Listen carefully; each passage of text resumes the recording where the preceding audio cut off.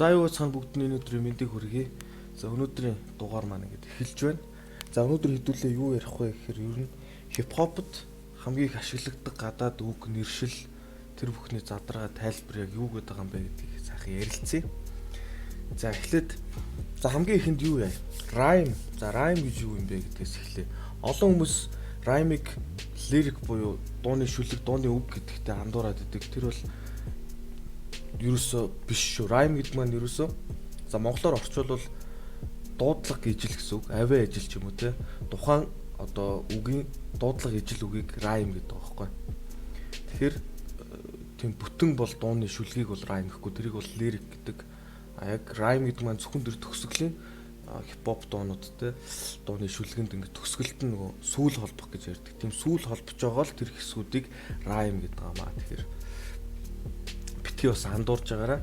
За дараагийн үг болохоор за punchline. Punchline гэж юу вэ? Punchline гэдэг маань ихвчлэн яг diss болон battle дээр punchline-ыг ашигладаг. Тэр нь юу гэхээр одоо дууны тэр diss дууны хамгийн тэр хүчтэй мөрөөд гэсэн хамгийн яг өрсөлдөгч нөгөө дийсэлж байгаа хүнийхээ бүр ингээд дуугаа олтлон те ингээд хүмүүс бүр вау гэтэл ингэж хүчтэй ингэж яаж байгаа мөрийг одоо punchline гэдэг байгаа. Тэрнээс бүх тэр дийсний бүх төгсгөлийн үг болгоно punchline байдгүй. Заримдаа мөрөн тэр чигээрээ punchline байж болно. Эсвэл зөвхөн ганц холболттой үг ч гэсэн punchline гэж болно.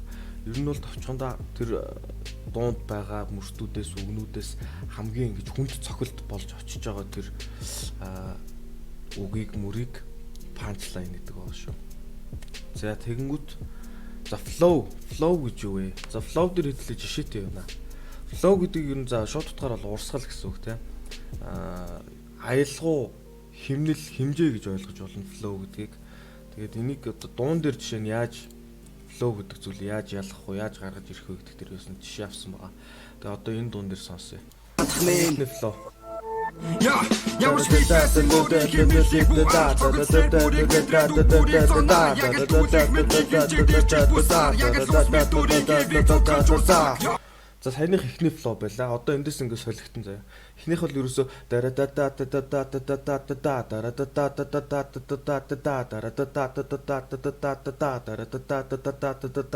гэд дөрвөн мөр бол явчихж байгаа. Одоо эндээс шууд flow нь шал өөр болно. Энэ бол зөвхөн дайслаа тэгээд диври хөгтөн оригиналити онлоо бүхий танах сваген мод дутаг санаа философи тэзэг дагуул цаг форм гэх мэт олон зүйлийн цогцоо. За одоо саяных болохоор 2 дугаар flow тийм гэдэг явчихж байгаа. Одоо тэгэнгүүт энэ flow маань дахиад дотроо жоохон задраад дахиж жоохон өөрчлөгдөн заа. Дахиад сонсоорой. Автун цогоо туянгаас дуус болоо. Гэхдээ хэмнэлийг хүргэж хадгалж байдаа. Химаяг дон хэлбэр өнгөж болоо. Гэсэн чөгжөн бүр цоглох зүрхийг бүх зогсоо. За одоо эндээс яг үндсэн 3 дахь flow маань гарч ирнэ. 10 жилийн өмнө над чиг урсгаж чадсан гарын 5 3 байсан ч одоо бүгд сайжирч хасан тиймээс ганц скил чадвар биш бүгдийн зогсоо. Мөргөж хурж шантагсаад байна энэ рap тоглоо. За ингээд нийт 3 flowтай дотроо бас нэг задраад ер нь бол 4 flowтай ингээд 16 мөрт сая сонслоо. Тэгээд flow гэдгийг бол ойлгосон байх гэж найдаж байна. Одоо урсгал байлах нэг ийм нэг чихтэй урстай үгээ одоо чи аян дээр нэг ийм химлэр урсгаж болж байна. Эсвэл нэг ийм тэгснэ дахиад бүр ийм ч юм уу. Янз бүрээр ингэж дууныхаа өргөлт, авалт, акцент тэр бүхнийг ингэж солихыг ерөнхийдөө flow солино гэдэг юм аа. Тэгээд flow яагаад ер нь солидیں, яагаад ер нь flow чухал вэ гэхээр энэ бүхэн ерөөс ингэ нэг хэвээл ингэ бүхэл бүтэн дууны турш нэг flow-оор яваад байвал энэ маш уйтгартай хүмүүсийг залхааж болно. Flow ингэ солиод байвал айгүй сонирхолтой хүмүүс сонсгож гэсэн өөрөө ирэхгүй ингэ толгоогоо пан гэж хэлдэг те. Гэхдээ бас нэг flow-тай зөвхөн нэг flow-оор явсан гоё дуунууд ч байна бас тэрийг жишээ болгоо та хэддэг сонсъё. За энэ дуу бол ерөөсөө flow огцоолохгүй явсаар байгаа техник бааданд дуусч байгаа. Yellow Wolf, Row Your Boat гэдэг. You said you don't wanna die, but still you wanna go to heaven. Heaven's not a place that you can scare me into changing everything that I believe in. Leaving what is keeping you from walking out the door and living life if there's a reason. Одоо яг ингэж энэ Хөгжмийн үерэл байна. Reason is the fear of change will leave a person locked inside a talking mental prison. Prisoners of war, the war is media, the media, graffiti up your vision. Visionaries of a scary future, they will shoot you, they will loot you, they are killing power of the power that exists above us. It's a problem, it's a sentence. Sentence you to pull and push and jump. When they say jump, you say ha, there is no limit. What they selling, what they giving. За энэ дуу маань та нар бас сая сонслоо. Яг ингээ эхлээсээ төсөл хүртлээ. Яг нэг фловор явж байгаа. За тэгэнгүүт энэ дуу нэг фловор ингээ үргэлжлээд байгаа мөртлөө яагаад ингээд юм сонирхолтой сонсоход ингээ залхаахгүй гоё байгаад байна гэхээр нэгт энэ дууны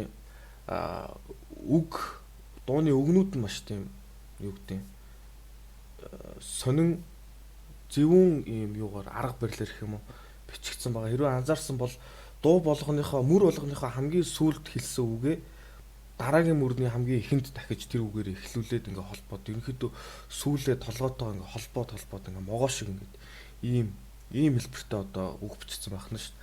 Тэнгүүт нэгт тийм болж байгаа. Хоёрт бас хойно явж байгаа тэр гитарын нэг гоё аялгау буюу энэ хөгжмийн найруулга гэдэг зүйл нь бас маш их гоё учраас ингээд хүмүүс уйдахгүй бид нар уйдахгүй ингээд нэг фловтой мөртлөө сонсоход амар гоё байгаад байгаа. Тэгэхээр хэрвээ чи ингээд зөвхөн яг энэ шиг тэгээд энэ эхний одоо яг энэ флоу яг маш гоё флоу бариад авсан байхгүй. Дара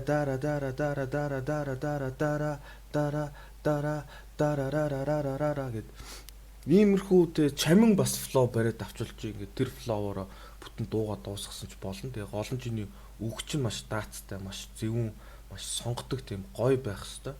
Тэгчиж хүмүүсийг ер нь бол уйдаахгүй, залхаахгүй ингээ хүмүүсийн сонирхлыг татна гэсэн үг. За дараагийн флоу ярьчихж байгаа, punchline ярьчихж байгаа, rhyme ярьчихж байгаа. За delivery гэж байгаа. Delivery гэж юу вэ гэхээр delivery за шууд орчуулбал хөргөн өгөлт одоо өгөлт гэсэн үг ингээд хүнд одоо чиний хэлж байгаа үг чинь яаж хүрж ийн вэ гэдгийг delivery гэдэг. Жишээ нь чи дуун дээр ингээ хэлчин бүрийн хэлүүд ч юм уу зунгаарлалтад ч юм уу ингээд ойлгохтой яг юу яриад юу өглээд байгаа чинь ингээд тод үг чинь тод сонсогдохгүй л чиний delivery муу вэ гэсэн үг. Эсвэл үг чинь тод мөртлөө хэлэх гээд байгаа санаа чи ойлгомжгүй ингээд яг юу дуулах гээд юу хэлэх гээд байгаа ойлгомжгүй ингээл нэг юм их тойруулаад яг гол point он чадахгүй бол бас delivery муу гэсэн үг. Тэгэхээр бас тэрэндээ анхаарах хэрэгтэй үг мөг бичих дуугаа хийх ч бол яг чи дотроосоо яг ямар юм гаргаж ирээд ямар санааг хүмүүст хүргэх гээд байна. Тэрийг маш гоё товч тодорхой хүргэж чадвал чиний delivery сайн болно гэсэн үг. За delivery. За өөрчөө за тэнгуут бас хипхопт яригддаг одоо дуунууд ингэж явагддаг үгнүүд байна тийм жишээ нь хаасл хийдэг гэдэг тийм хааслын. За хааслын гэж юу гэсэн үг вэ гэхээр ер нь бол ямар ч нөхцөл байдал ямар ч арга юугаар ч хамаагүй зүгээр мөнгө хийхийг мөнгө олохыг хаасл хийнэ гэж байгаа. 8 хийж болно, ажил хийж болно, юу ч хийж болно. Ямар нэгэн байдлаар чи мөнгө олчлаа байвал тэр чинь чиний хаасл гэсэн үг. Тэгэхээр за шууд яг монголоор орчуулж за 8 ал гэх юм уу та хааслын гэдэг. За тэнгүүд за боолер гэж юу вэ? Боолер гэдэг маань за шууд утгаараа за боолер гэж ярьдаг, ball players гэж ярьдаг. Шууд утгаараа сагсчин гэсэн үг. Тэгээд яагаад хипхопууд юм зүгээр сагсчин гэдэг үгийг ашиглаад байна? Юутэй зүүрлээд байна гэхээр одоо за энэ боолер гэдэг энэ зүүрлэл гарах одоо нэлээд дээр үед 70 80-аад оны үед ч юм те гарсан байсан. Тэнгүүд тухайн үед за одоо ч гэсэн ялгаагүй. Энэ сагсчин гэдэг спортын тамирчид маань ямар нэгэн байдлаар лаг NBA те лаг том сагсчин болохын тулд замыг төтөлдөг эсвэл мөнгөөр тэр нэр алдар тэр сагсны скилтэй бүх юм худалдаад авдггүй. Заавал доороос нь өөрөө ямар ч төтлөхгүйгээр матсаар байгаа дээшгээ гарч ирээд оргилт нь гарч ирдэг байгаа. Тэгэхээр энийг зүүрлээд хипхопууд яг боолер гэж ярьдаг. Боолер гэж одоо хипхопт ямар хүнийг хэлэх вэ гэхээр бас ялгаагүй доороос бүр годомжнаас мухраас ингэж дээшээ мацаж гарч ирж оргилт нь гарч ирчээд би боолер гэж хэлдэг байгаа. Тэрнээс зүгээр шууд бэлэн ингээд баяа элийн хөхтөн мөнгөтэй шууд гарч ирснээр баахан мөнгөдүүлж студийн одоо студи өмнөөс нь дуулаад те үгээ бичүүлээд нэтрээ болж гарч ирснээр би ингээд боолер гэхийг бол хэлэхгүй. доороос нь зовдгоо зовоод жаргадгаа жаргаад бүх юмыг үзээд гарч ирсэн. Ер нь бол startup from the bottom now we here гэдэг шиг тийм үнийг baller гэдэг байгаа. За IC гэж байгаа бас. IC гэдэг маань юу гэхээр за бас шууд утгаар бол IC гэхээр мөст юу гэх юм мөсрөх юу гэх юм мөсөн гэх юм уу тийм мөсгс үг байгаа. Тэгээд IC-г бас юутай зүүрлдэг вэ гэхээр за энэ харуудтай гадны том лаглаг rockstar-ууд юунда хүзүүндээ ч юм уу гар хуруунда те diamond их зүүдэг. Diamond буюу одоо юу гэдгэлээ тэр шигтгээ биш. Алмаз гэх юм уу те алмазын ийм идэлтэй алмазын ориг тийм идэл. За тэгэнгүүт алмаз ч өөрөө уусаа маш тунгалаг мөс шигтэй яг харагдах байдлаасаа ч гэсэн мөс шиг харагддаг учраас ингээд IC гэж мөстэй зүүрлэж шүү дээ. Ингээд I'm so IC гэдэг одоо надаар дүүрэн алмаз байна ингээд би битүү алмазтай гэсэн утгаар бас хэрэглэгддэг байгаа. Окей, өнөөдрийн дугаарыг ингээд дуусгая. Маргааш бас илүү гоё юмар уулзсан. Маргааш би бас бодоод энэ юу хийх юм үг бичих болон ер нь дуу яг эхнээсээ төгсгөл хүртэл ямар процессор явагддгийг яаж бүтдгийг гэдгийг бас маргаашийнхаа дугаараар оруулъя. Тэгээд окей, өнөөдрийн дугаарыг ингээд дуусгая. Bye bye.